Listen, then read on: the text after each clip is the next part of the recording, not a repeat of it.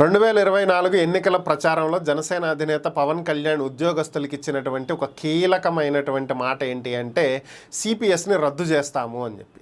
సిపిఎస్ని రద్దు చేస్తాం, గత ప్రభుత్వం లాగా మేము మోసం చెయ్యం, పెద్దలతో మాట్లాడి ఓపీఎస్ విధానాన్ని తీసుకొచ్చేటువంటి బాధ్యత నాది అని చెప్పి ఆయన హామీ ఇచ్చారు. అయితే ఇప్పుడు విషయం ఏంటి అంటే గత నెల 12వ తేదీన ఎప్పుడైతే చంద్రబాబు నాయుడు ఆయనతో పాటు సహచర కేబినెట్ మంత్రులు ప్రమాణ స్వీకారం చేశారో అదే రోజుని ఆర్థిక శాఖ ఒక కొత్త జీవోని తీసుకొచ్చిందని, దాని ప్రకారం కొత్త జీవో ఏం కాదు, పాతదే 2019 నుంచి 24 మధ్యలో ఉన్నటువంటి వైఎస్ఆర్ కాంగ్రెస్ పార్టీ ప్రభుత్వం జీపీఎస్ని అమలు చేస్తూ ప్రభుత్వ ఉద్యోగుల అభిమతానికి వ్యతిరేకంగా తీసుకొచ్చినటువంటి జీపీఎస్ విధానాన్ని అమలు పరుస్తూ గెజిట్ తీసుకురావటం జరిగింది.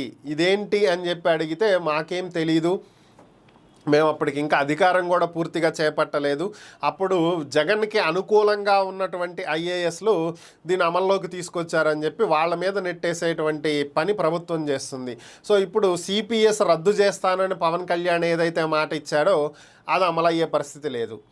పవన్ కళ్యాణ్ని, ప్రజలని, అటు ఉద్యోగస్తుల్ని అందరినీ కూడా మోసం చేసి చంద్రబాబు నాయుడు సిపిఎస్ విధానం నుంచి జీపీఎస్ విధానం ఏదైతే గత ప్రభుత్వం తీసుకొచ్చిందో దీన్నే అమలు చేయాలనేటువంటి దృఢ నిశ్చయంతో ఉన్నారు. సో అందుకే ఈ విషయాన్ని పవన్తో కూడా చర్చించకుండా నేరుగా జీవో రిలీజ్ చేపించి గత ప్రభుత్వం తీసుకున్న నిర్ణయాన్ని అమలు చేసేటువంటి ప్రయత్నాలు చేస్తున్నారనేటువంటి ఆరోపణలు వస్తున్నాయి. మరి ఇది పవన్కి, బాబుకి మధ్యలో ఎలాంటి విభేదాలు తీసుకురాబోతుందో చూడాలి.